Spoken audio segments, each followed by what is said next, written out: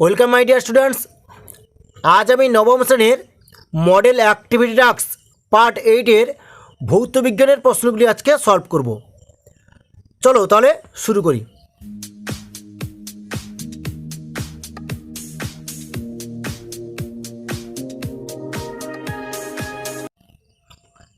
একে দেখেছে ঠিক উত্তর নির্বাচন করো।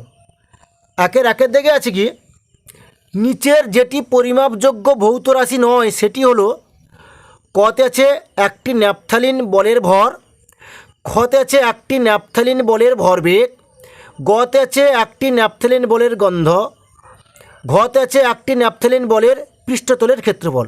উত্তরটা তোমাদের হবে একটি ন্যাপথালিন বলের গন্ধ। একের যদি দেখেছে আইসোবারদের ক্ষেত্রে নিচের যে কথাটা ঠিক তা হলো এদের কতে আছে ভর সমান, খতে আছে প্রোটন সংখ্যা সমান, গতে আছে নিউট্রন সংখ্যা সমান, ঘতে আছে ভর সংখ্যা সমান। উত্তরটা হবে ভর সংখ্যা সমান। একের তিনে দেখেছে ভরবেগের মাত্রীয় সংকেত হলো কতে আছে mlt, খতে আছে mlt স্কোয়ার, গতে আছে ml স্কোয়ার টি, ঘতে আছে mlt মাইনাস ওয়ান। উত্তরটা হবে mlt মাইনাস ওয়ান। একের চারে দেখেছে জলের যে ধর্মের জন্য একটি ছোট পোকা জলের উপরিতলে হেঁটে বেড়াতে পারে তা হলো কতে হবে জলের ঘনত্ব, খতে জলের সান্দ্রতা, গতে জলের তাপ পরিবাহিতা, ঘতে জলের পৃষ্ঠটান। তাহলে উত্তরটা হবে জলের পৃষ্ঠটান। একের পাঁচে দেখেছে শক্তির মাত্রীয় সংকেত হলো কতে আছে ml স্কোয়ার টি স্কোয়ার, খতে আছে ml মাইনাস টু টি স্কোয়ার, গতে আছে কি ml স্কোয়ার টি মাইনাস টু, ঘতে আছে ml মাইনাস টু টি মাইনাস টু। তাহলে উত্তরটা ঘর দেখাটা ঠিক হবে, ml মাইনাস টু টি মাইনাস টু। একের ছয় দেখেছে কোনো স্প্রিংয়ের বল ধ্রুবকের একক হলো কতে আছে nm, খতে আছে nm স্কোয়ার, গতে আছে n পার m স্কোয়ার, ঘতে আছে n পার m। তাহলে ঘয়ের দিকে উত্তরটা ঠিক হবে n পার m। একের সাথে দেখেছে গাঢ় ও উত্তপ্ত নাইট্রিক অ্যাসিড ও তামার বিক্রিয়ায় নাইট্রোজেনের যে অক্সাইড উৎপন্ন হয় তা হলো কতে আছে কি N2O5, খতে আছে N2O, গতে আছে NO2, ঘতে আছে NO। তাহলে গয়ের উত্তরটা কারেক্ট হবে, কী হবে NO2। একের আটে দেখেছে একটি বলকে খাড়াভাবে উপরের দিকে ছোঁড়া হলো, যাত্রাপথের সর্বোচ্চ বিন্দুতে বলটির ক গতিশক্তি সর্বাধিক, খ স্থিতিশক্তি সর্বাধিক, গ গতিশক্তি ও স্থিতিশক্তির মান সমান, ঘ গতিশক্তি অপেক্ষা স্থিতিশক্তির মান কম। তাহলে উত্তরটা তোমাদের ক্ষয় দেখা হবে, কি স্থিতিশক্তি সর্বাধিক হবে। দেখো দুয়ে দেখেছে শূন্যস্থান পূরণ করো। দুয়ের একে দেখেছে কি বিস্তৃত দশা কঠিন ও বিস্তার মাধ্যম তরল এমন একটি কোলোডীয় মিশ্রণের উদাহরণ হলো। তাহলে এখানে কী হবে নদীর ঘোলা জল নাকি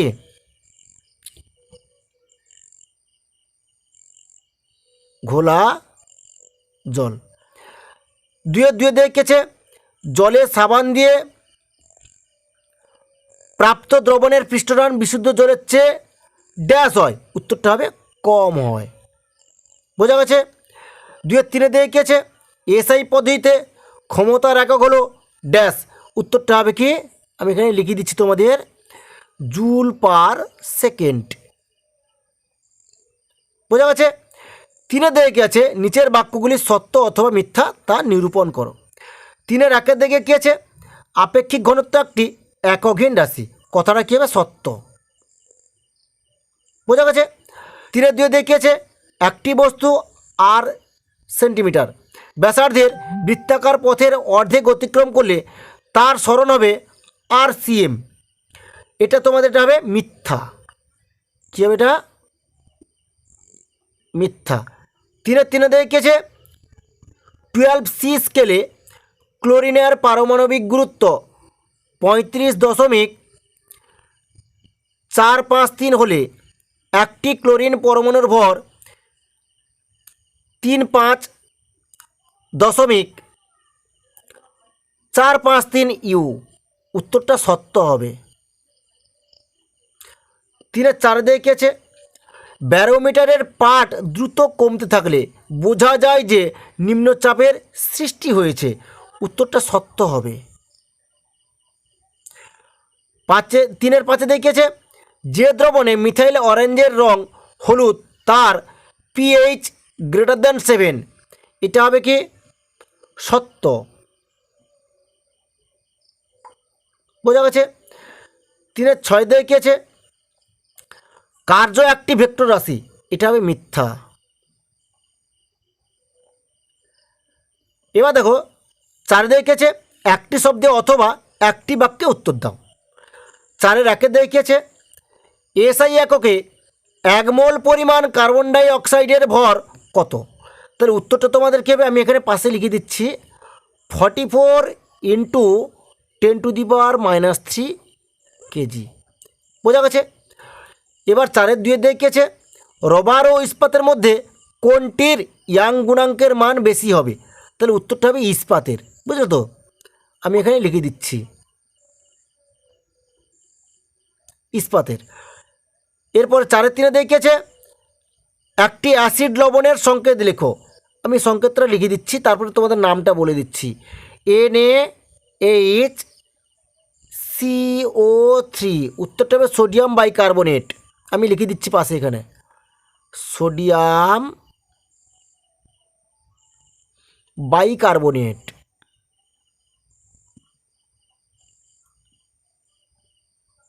বোঝা গেছে। 5 দেখেছে সংক্ষিপ্ত উত্তর দাও। 5-1 দেখেছে এসটিপিতে হাইড্রোজেন গ্যাসের ঘনত্ব 0.0898 গ্রাম পার লিটার হলে এসআই এককে এই ঘনত্বের মান নির্ণয় করো। 5-1 থেকে উত্তরটা হবে, আমি এখানে তোমাদের অঙ্কটা করিয়ে দিচ্ছি নাকি। তাহলে তোমরা এখানে প্রথমে কি লিখবে? আমরা জানি যে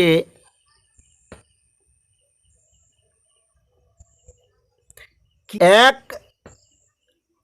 গ্রাম per litre equal to 1 kg নাকি পার মিটার কিউব নাকি। এবার কি লিখবো? প্রশ্নানুসারে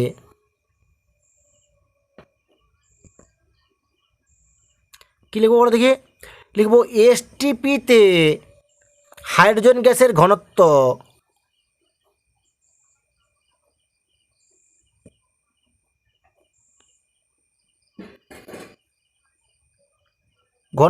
কত বলো দেখি? 0.0898 গ্রাম পার লিটার। কি লিখবো? অতএব এসআই এককে এই ঘনত্বের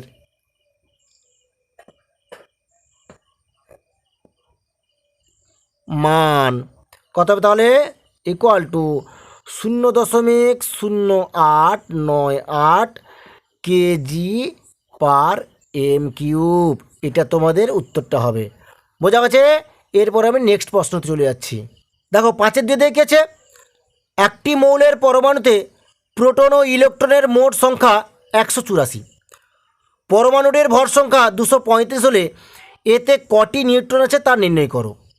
5-2 থেকে উত্তরটা এরকম তোমরা করবে, আমি বলে দিচ্ছি তোমাদেরকে। লিখবে একটি মৌলের পরমাণুতে প্রোটন ও ইলেকট্রনের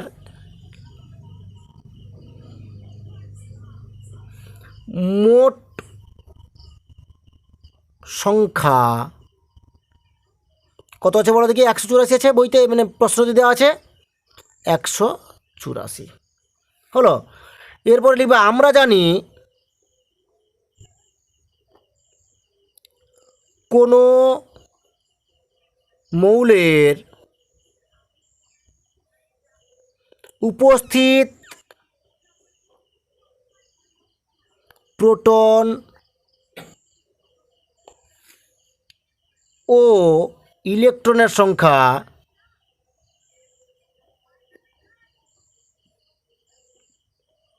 কি বলো তো, সমান।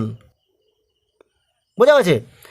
এরপরে কি লিখবে, অতএব মৌলটিতে বা ওই মৌলটিতে লিখতে পারো, লিখবে মৌলটিতে উপস্থিত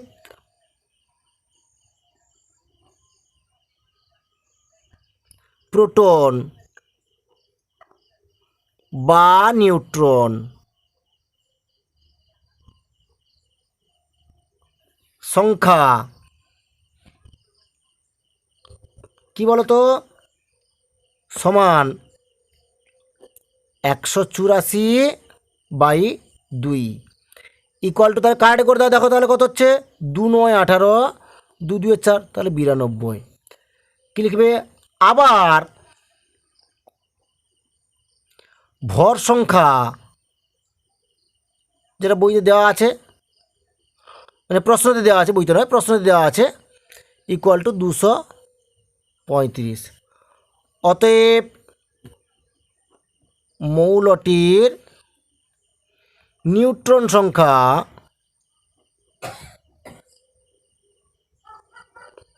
হবে, কী হবে, 2 3 5 বিযুক্ত 9 2, মানে 235 বিযুক্ত 92 ইকুয়াল টু 143। এটা তোমাদের উত্তর হবে। বোঝা গেছে? এরপর আমি নেক্সট প্রশ্নতে চলে যাচ্ছি। এখানে দেখেছে 1 লিটার দ্রবণে 18 গ্রাম গ্লুকোজ, আণবিক ওজন 180 আছে, দ্রবণের মোলার মাত্রা নির্ণয় করো। দেখো 5-এর 3 থেকে উত্তরটা হবে 1 লিটার দ্রবণে গ্লুকোজ আছে, এই কথাটা লিখে নেব আগে। কি লিখব, যে 1 লিটার দ্রবণে গ্লুকোজ আছে, যেটা আছে তোমাদের প্রশ্নতে, বুঝলে তো, গ্লুকোজ আছে, কত আছে বইতে দেওয়া, মানে প্রশ্ন দেওয়া আছে 18 গ্রাম, মানে জিএম নাকি 18 গ্রাম। এবার গ্লুকোজের আণবিক ওজন আমাদের প্রশ্নতে দেওয়া আছে 180 দেওয়া আছে, সেটা লিখে নেব। কি লিখব, যে গ্লুকোজের আণবিক ওজন কি দেওয়া আছে, 180 দেওয়া আছে, 180। তাহলে আমি কী লিখবো এখানে, যে 180 গ্রাম গ্লুকোজ ইকুয়াল টু, এই কথাটা লিখে নিই, যে 180 গ্রাম গ্লুকোজ ইকুয়াল টু, তাহলে 1 গ্রাম অণু গ্লুকোজ হবে, এটা লিখে নেব, যে 1 গ্রাম অণু গ্লুকোজ। বোঝা গেছে? কী লিখব, অতএব এবার 18 গ্রাম গ্লুকোজটা তাহলে কত হবে, তাহলে সেটা বার করে নেব, যে 18 গ্রাম গ্লুকোজ ইকুয়াল টু তাহলে কত হবে, 18/180 হয়ে যাবে নাকি? তাহলে এটা কাটাটি করে দাও, তাহলে 18 একে 18, 18 10 180, তাহলে এটা কাটাটি করলে তাহলে কত হচ্ছে এখানে, তাহলে এখানে তাহলে করছে তোমার 1/10, না 1/10 হয়ে গেল। তাহলে 1/10কে এটাকে যদি আমি দশমিক ভগ্নাংশে নিয়ে যাই, তাহলে কত হবে, 0.1 হয়ে যাবে। তাহলে কী লিখবো, এত গ্রাম অণু গ্লুকোজ, এই কথাটা লিখে নেবো, এই যে গ্রাম অণু গ্লুকোজটা এখানে লিখে নেবো এককটা, কী লিখবো, গ্রাম অণু গ্লুকোজ। বোঝা গেছে? এরপরে কী লিখবো, 1 লিটার দ্রবণে 0.1 গ্রাম অণু গ্লুকোজ দ্রবীভূত আছে, এই কথাটা এখানে লিখে নেব। কী লিখবো, অতএব 1 লিটার দ্রবণে 0.1 গ্রাম অণু গ্লুকোজ দ্রবীভূত আছে।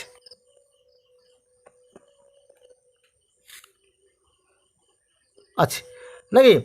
তাহলে অতএব কী লিখবো, তাহলে অতএব দ্রবণের মোলার মাত্রা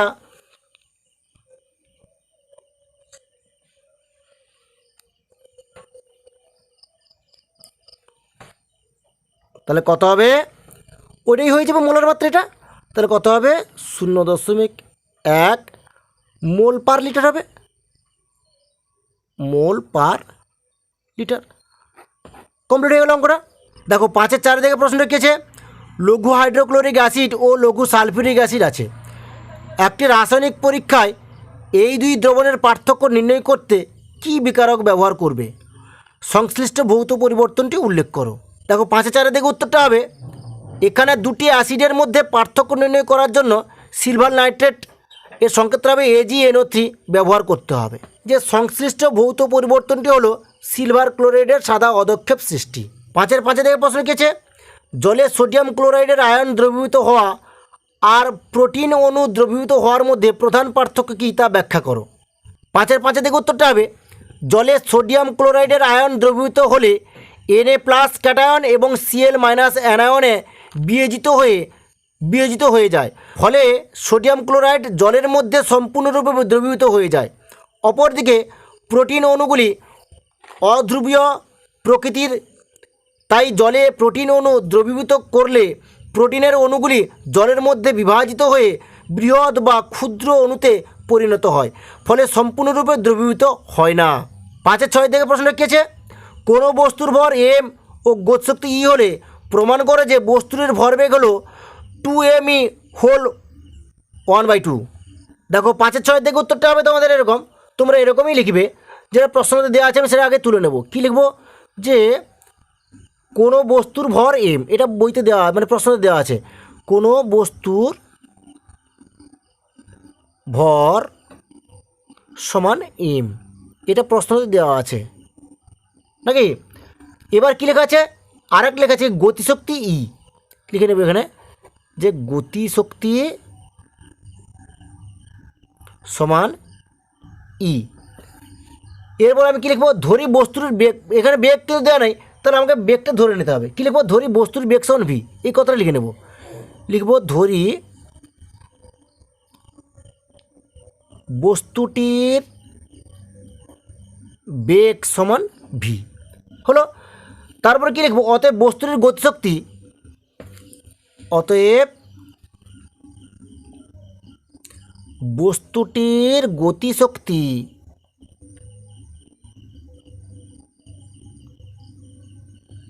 ই নাকি ইকুয়াল টু হাফ mv²। এটাকে সরল করে নেব, কী করবো তাহলে বা হাফ mv² ইকুয়াল টু ই, আমি এটাকে উল্টে নিলাম কথাটাকে, বুঝতে পারতো। এবার v² মানটা এখানে বার করে নেবো। দেখো বা v² ইকুয়াল টু তাহলে কী হবে তাহলে এটা এমটা উপরে আছে নাকি, মানে m/2 আছে এটা, তাহলে এদিকে যখন আসবে তখন উল্টে যাবে কথাটা নাকি। তাহলে কী লিখবো তাহলে ই ইন্টু 2/m হয়ে যাবে, বোঝা গেছে। এরপরে কী করবো বা v² ইকুয়াল টু এই কথাটা আমি এখানে গুণ করবো, সরল করে নেবো। কী করবো এখানে যে 2m 2e হবে, m নয় 2e/m বা v ইকুয়াল টু তাহলে কী হবে √ হয়ে যাবে, যে স্কোয়ারটা এখানে উঠে যাচ্ছে, তাহলে কী লিখবো 2e/m, তাহলে ভির মানটা এখানে বেরিয়ে পড়লো। এরপরে কী লিখবো যে অতএব বস্তুটির ভরবেগ, কী লিখবো অতএব বস্তুটির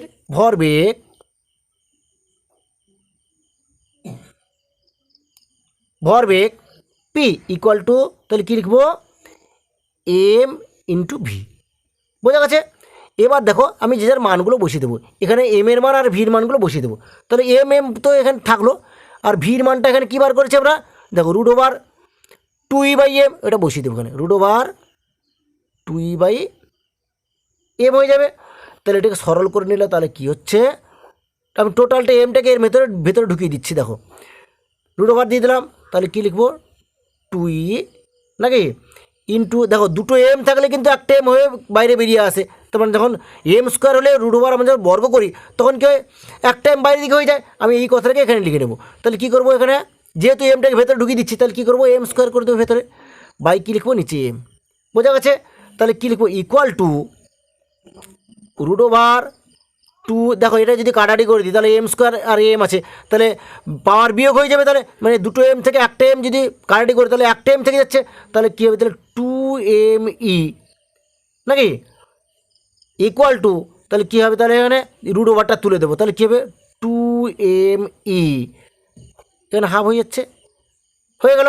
তাহলে কী লিখবো অতএব বস্তুটির ভরবেগ সমান, তাহলে এটা লিখবো এখানে, এটা তো বস্তুর ভরবেগের এটা বেরোলো, এটাই লিখবো 2 m/e হাফ।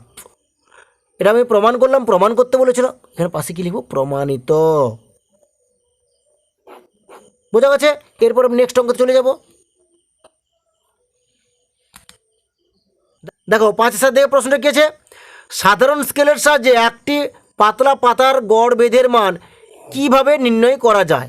দেখো 5-7 দিকে উত্তরটা হবে এরকম, তোমরা লিখে নেবে। প্রথমে বইয়ের পাতাগুলিকে 2 আঙ্গুল দিয়ে চেপে ধরে সাধারণ স্কেল দিয়ে বইয়ের সমস্ত পাতার বেধ বিভিন্ন জায়গায় বেশ কয়েকবার মেপে নিতে হবে। এরপর গড় বেধকে বইয়ের পাতার সংখ্যা দিয়ে ভাগ করলে একটি পাতার বেধ পাওয়া যাবে। 5-8 দিকে প্রশ্ন কি আছে, আলফা কণার বিচ্ছুরণের পরীক্ষার ফলাফল থেকে রাদারফোর্ড পরমাণুর গঠন সম্বন্ধে কি সিদ্ধান্তে উপনীত হন। 5-8 দিকে উত্তরটা হবে, আলফা কণার বিচ্ছুরণের পরীক্ষার ফলাফল থেকে রাদারফোর্ড পরমাণুর গঠন সম্বন্ধে যে সমস্ত সিদ্ধান্তে উপনীত হয়েছিলেন সেগুলি হলো, একে, যেহেতু অধিকাংশ আলফা কণা কোনো দিকে বিক্ষিপ্ত না হয়ে সোজা পথে বেরিয়ে আসে, অতএব পরমাণু নিরেট নয়, পরমাণুর বেশিরভাগ স্থানই ফাঁকা। 2 তোমরা একটা পয়েন্ট করবে, লিখবে ধনাত্মক আধানযুক্ত আলফা কণা ধনাত্মক আধানের দ্বারাই বিকর্ষিত হয়, আবার উচ্চ ভরবেগযুক্ত আলফা কণাকে কোনো উচ্চ ভর বিশিষ্ট বস্তু কণাই প্রত্যাঘাত করতে পারে।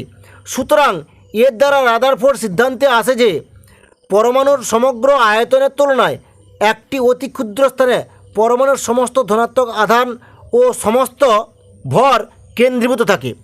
পরমাণুর এই অংশকে নিউক্লিয়াস বা কেন্দ্রক বলা হয়। 3 একটা পয়েন্ট করবে, লিখবে কি, অল্প সংখ্যক যেসব আলফা কণা নিউক্লিয়াসের খুব কাছের ধারের দিকে আঘাত করে সেগুলি 90 ডিগ্রি বা তার চেয়ে বেশি কোণে বিক্ষেপিত হয়। 5-9 দেখেছে, 1 কিলোগ্রাম ভরের একটি বস্তু 1 মিটার পার সেকেন্ড বেগে ধাবমান হলে তার গতিশক্তি কত হবে তা নির্ণয় করো। 5-9 দেখে উত্তরটা কী হবে, আমি এখানে দাগ নাম্বারটা দিয়ে দিচ্ছি।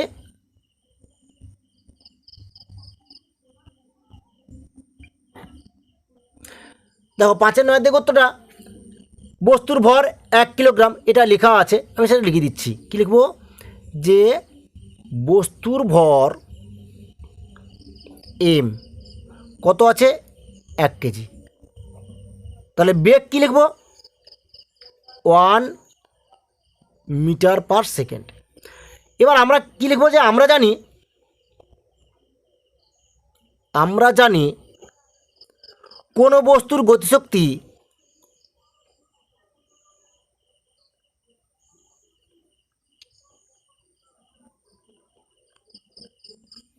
সমান half m into V square. অতএব বস্তুটির গতিশক্তি হবে, অতএব বস্তুটির গতিশক্তি হবে, কী হবে, এটা লিখে দেবো এখানে, half into 1 into 1 square joule. এটাকে সরল করে দাও, দেখো তাহলে 1 সব গুণ করলেই 1 হয়ে যাবে, 1/2 জুল। এটাকে দশমিক ভগ্নাংশে আনলে কী হবে, 0.5 জুল। অঙ্কটা কমপ্লিট হয়ে গেল। 6 দেখেছে, নিচের প্রশ্নটির উত্তর দাও। 6 দেখে গেছে, একটি ট্রেন 60 কিলোমিটার পার আওয়ার দ্রুতিতে চলছিল।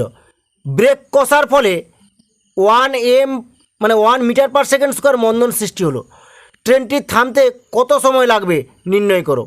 দেখো বইতে কী লেখা আছে, যে ট্রেনটির প্রাথমিক বেগ, আমি এটা লিখে নেব, কী লিখব, যে ট্রেনটির প্রাথমিক বেগ, কি বলো দেখি, প্রাথমিক বেগ ইউ নাকি, equal to 60 kilometre per hour, এটা বইতে দেওয়া আছে। তাহলে ইকুয়াল টু, আমি এটাকে মিটার পার, এটা কিলোমিটার ঘন্টায় দেওয়া আছে, আমি মিটার পার সেকেন্ডে বার করে নেব। দেখো তাহলে কী লিখবো, 60 ইন্টু, এখানে 1 কিলোমিটার মানে কি 1000 মিটার, তাহলে কী লিখবো, 1000, আর 1 ঘন্টা মানে 3600 সেকেন্ড, 3600 সেকেন্ড করে নিলাম। তাহলে কী লিখবো এখানে, মিটার পার সেকেন্ড।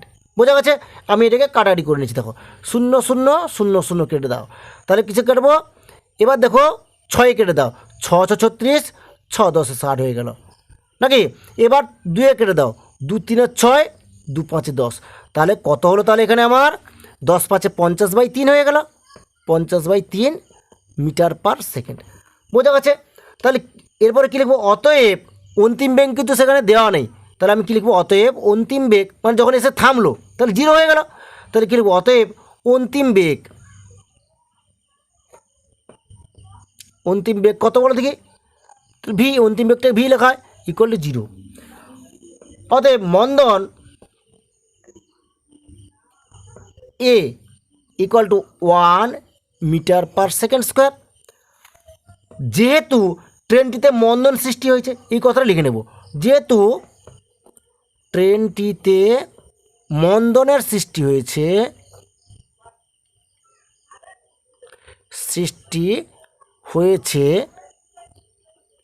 নাকি লিখে দিলাম। অতএব v equal to u minus a t হয়ে যাবে নাকি। তাহলে আমি সরল করে নিচ্ছি, বা ভির মান 0, এখানে যে যার মানগুলো বসিয়ে দিচ্ছি, ইকুয়াল টু ইউর মান, ইউ মানে কী বলো দেখি? প্রাথমিক বেগ, প্রাথমিক বেগ তাহলে আমরা মিটার পার সেকেন্ড স্কোয়ারে বার করেছিলাম, সেটা কত? 50/3, মাইনাস এর মান তো 1 আছে টি। এবার দেখো সরল করে নিচ্ছে, 0 ইকুয়াল টু, এখানে ইনটু এটা 0 ইকুয়াল টু তাহলে কত হবে? 50/3, তাহলে 1-এর সঙ্গে টি গুণ করলে কী হয়? তাহলে টি হয়ে যায়, তাহলে মাইনাস টি। তাহলে আমি টির মানটা বার করবো, তাহলে কী লিখবো? টি মাইনাস টি আছে, যখন এটাকে এদিকে, টিটাকে এদিকে নেব, তাহলে প্লাস হয়ে যাবে, তাহলে কী টি ইকুয়াল টু 50/3। এটাকে সরল করে নাও, 16 3 48, 49 50। বোঝা গেছে? তাহলে কী লিখবো? অতএব ট্রেনটি থামাতে 16.23 সেকেন্ড নাকি সময় লাগবে।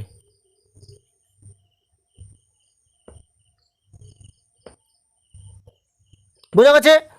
দেখো 6-2 দেখেছে, একটি জৈব যৌগে ভর অনুপাতে 0.031% ফসফরাস আছে। যদি ওই যৌগটির একটি অণুতে একটি ফসফরাস পরমাণু থাকে, তাহলে যৌগের মোলার ভর নির্ণয় করো। তোমাকে দেওয়া আছে পি ইকুয়াল টু 31। যৌগটির অণুর আয়তন সম্বন্ধে তুমি কি বলতে পারো? দেখো এর উত্তরটা হবে এরকম, যেটা বইতে দেওয়া আছে আমি সেটা লিখবো। কী লিখবো?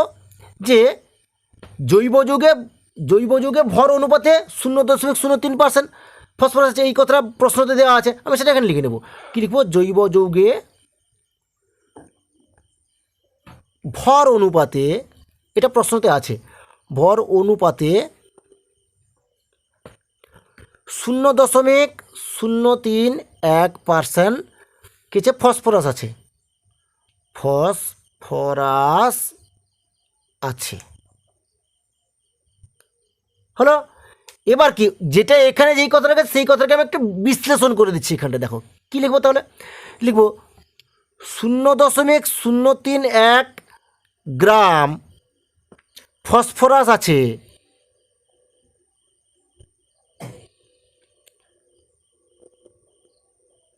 কি আছে?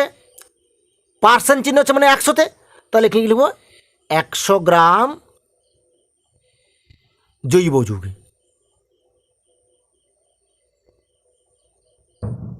বুঝতে পারলে? এবার কী লিখবো? 1 গ্রাম ফসফরাস আছে, কত হবে তাহলে? 100/0.031 গ্রাম জৈব যৌগে নাকি। এরপরে 31 গ্রাম বলেছে, তাহলে 31 গ্রাম ফসফরাস আছে, তাহলে কত হবে? 100 গুণিতক 31/0.031 গ্রাম জৈব যৌগে। এটাকে সরল করে নাও। দেখো সরল করে নিচ্ছি আমি এখানে ধরবে না বলে আমি নিচে ভালো করে দিচ্ছি। এরকম করবে, তোমরাও এরকম করবে। 100 গুণিতক 31 এখানে করবে। দেখো নিচে দশমিকটা তুলে দিচ্ছি, নিচে দশমিক তুলে দশমিক কটা সংখ্যা আছে? 3টে সংখ্যা আছে, তাহলে উপরে কী হবে? 1-এর উপর 3টে শূন্য বসে যাবে, আর নিচে লিখে দেবো 31। তাহলে 31 কেটে দাও, তাহলে কত হলো? তাহলে 1000-এর উপর 2টো শূন্য, মানে মোট 1-এর উপর 5টা শূন্য হয়ে যাবে। 2 3 4 5, 1 2 3 4 5, তাহলে কী লিখবো? গ্রাম জৈব যৌগ নাকি, জৈব যৌগ। বোঝা গেছে। এরপরে কি লিখবো, যে অতএব ফসফরাসের আণবিক ভর কিন্তু 31 দেওয়া ছিল আমার বইতে, মানে প্রশ্ন দেওয়া ছিল। কি লিখবো, যেহেতু ফসফরাসের আণবিক ভর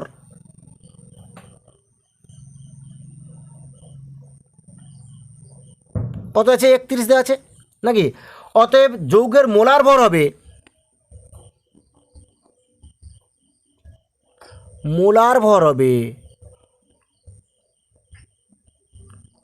কী হবে, ওইটা হবে। তাহলে কী হবে, 1-এর উপর 5টা শূন্য, 3টে 4টে 5টা নাকি, গ্রাম পার মোল। বোঝা গেছে। তাহলে কী লিখবো, তাহলে অতএব যৌগটির একটি অণুর আয়তন হবে,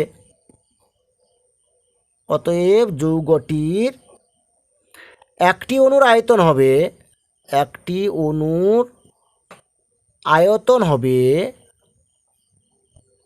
কি হবে, ইকুয়াল টু 22.4/6.022 ইন্টু 10⁻23 লিটার। বোঝা গেছে। এটাকে সরল করলে তাহলে কী হবে, আমি এটা রেখে দিলাম, এটাকে সরল করে নিচ্ছি, তাহলে কী হবে বলো দেখি, তাহলে 3.71 এটা তোমাদের চলে আসবে ইন্টু 10⁻23 লিটার। ঠিক আছে, অঙ্কটা কমপ্লিট হয়ে গেল। দেখো 6 দেখিয়েছে, একটি হালকা ও একটি ভারী বস্তুর ভর যথাক্রমে ছোট এম ও বড় এম। বস্তু দুটির ভরবেগ সমান হলে কোনটির গতিশক্তি বেশি হবে তা নির্ণয় করো। দেখো 6 দেখো উত্তরটা কী হবে, আমি এখানে ধরে নেব হালকা বস্তুর ভর, না এখানে তো দেওয়া আছে, না, প্রশ্নতে কী দেওয়া আছে বলো দেখি, প্রশ্নতে দেওয়া আছে যে একটি হালকা ও একটি ভারী বস্তুর ভর এম, তাহলে হালকা বস্তুর ভরটা তাহলে ছোটো এম হবে নাকি, তাহলে এটা আমি লিখে নেব। তাহলে কি লিখব, যে হালকা বস্তুর ভর সমান ছোট এম। এবার দেখো তার বেগটা তাহলে কী হবে, বেগ ইকুয়াল টু ছোট ভি লিখবো এখানে, এবং ভারী বস্তুর ভর বড় এম লেখা আছে, সেটা লিখব, যে ভারী বস্তুর ভর বড় এম দেওয়া ছিল প্রশ্নতে, বড় এম, বেগ কমা দিয়ে দাও, লিখে বেগ ইকুয়াল টু এটা বড় ভি ধরে নেব। প্রশ্নানুযায়ী কী লিখব,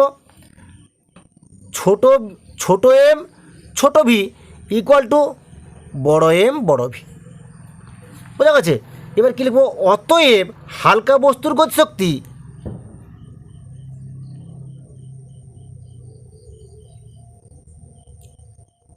গতিশক্তি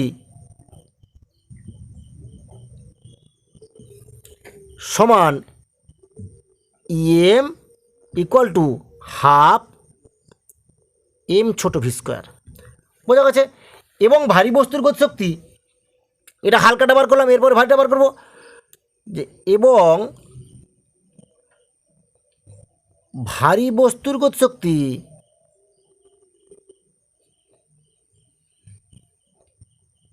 কী বলতো, একই হবে, মানে এটা লিখে দেবো, এখানে সমান চিহ্ন দেওয়ার দরকার নেই, লিখবেন এখানে গতিশক্তি, তাহলে কী লিখবে, ই বড় এম, এখানে লিখবে না, বড় এম ইকুয়াল টু হাফ বড় এম ভি স্কোয়ার। তাহলে অতএব এই দুটো লিখে নেব, এটা বা এটা লিখে নেব।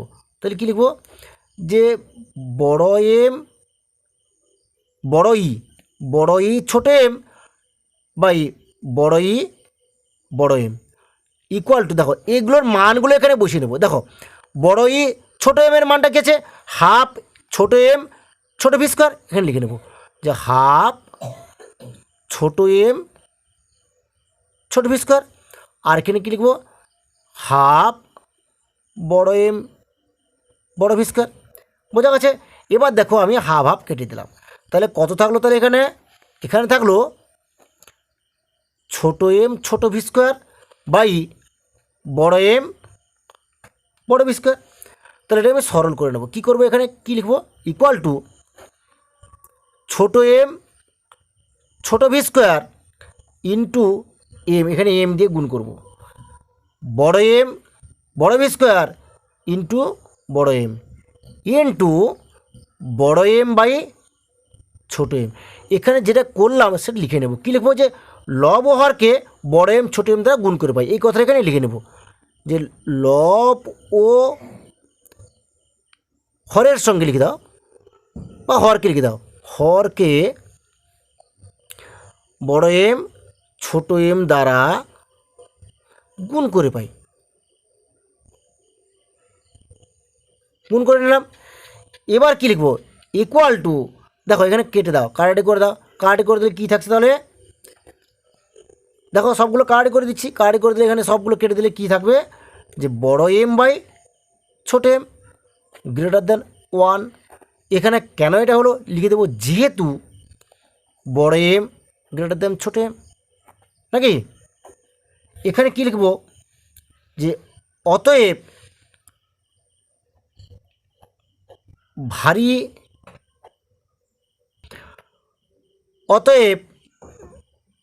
ভারী বস্তুর তুলনায়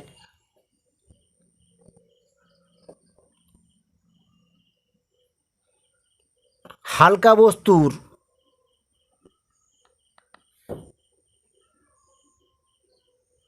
গতিশক্তি বেশি।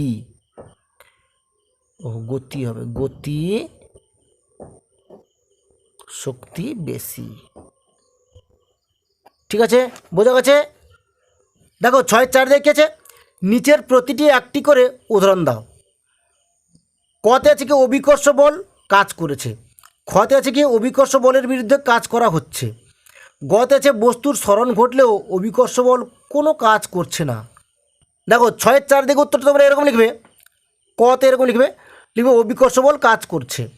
কোনো বস্তুকে ওপর থেকে নিচের দিকে ফেলা হলে তা পৃথিবীর অভিকর্ষ বল দ্বারা আকৃষ্ট হয়ে নেমে আসে। বস্তুর স্মরণ অভিকর্ষ বলের দিকে হয় বলে এক্ষেত্রে অভিকর্ষ বল কাজ করছে বলা হয়। খতে কী লিখবে, যে অভিকর্ষ বলের বিরুদ্ধে কাজ করা হচ্ছে, কোনো বস্তুকে উপরের দিকে তোলা হচ্ছে, এক্ষেত্রে অভিকর্ষ বলের বিরুদ্ধে কাজ করা হচ্ছে। এবার দেখো গয়ে কী আছে, যে বস্তুর স্মরণ ঘটলেও অভিকর্ষ বল কোনো কাজ করছে না। এটা কি লিখবে, যে এক ব্যক্তি একটি সুটকেস হাতে নিয়ে অনুভূমিক তরে হেঁটে গেল, এক্ষেত্রে বস্তুর স্মরণ ঘটলেও অভিকর্ষ বল কাজ করছে না, কারণ অভিকর্ষ বল ও সুটকেসের স্মরণ পরস্পর লম্ব। ঠিক আছে, আজ এই পর্যন্ত, নেক্সট ভিডিওতে তোমাদের সঙ্গে দেখা হবে।